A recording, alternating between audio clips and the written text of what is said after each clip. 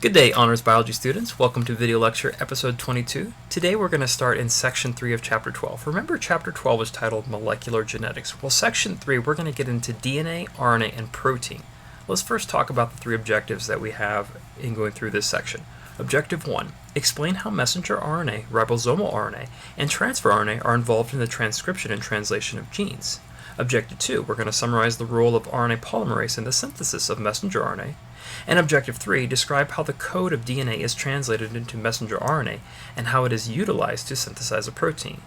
Well, let's just briefly mention the main idea for this section, and that is DNA codes for RNA, which guides protein synthesis. And if you look on slide 4 and 5, you'll see an image, a graphic representation of that main idea.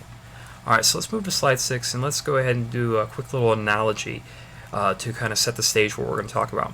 Computer programmers, when writing programs, use a particular language, whether that is JavaScript, Python, C#, C++, or PHP. Whatever the case, they use a particular language code in the process of writing. While the computer reads the code language and performs the function it is coded to do. Say, for example, you use the calculator app/software on your computer. Every action you do, from selecting the numbers and whether you add, subtract, multiply, or divide, it does each of these based on the code written for it.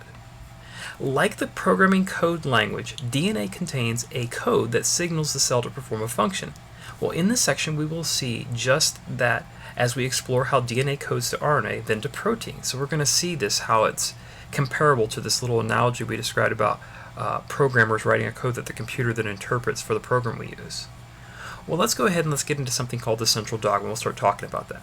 Well, beyond the work of Watson and Crick, there was one important feature of DNA which was left unresolved, and that is how DNA serves as the code for protein synthesis. Geneticists today accept the basic mechanism of the flow of information, that is DNA to RNA to protein, which you can also see graphically represented on slide 9. Well, this sequence occurs in all living things, everything from bacteria to us human beings. The flow of genetic information is referred to as the central dogma of biology. Alright, so if you look, like I said, on slide 9, and you can also see on slide 10 as well, I have this graphic image.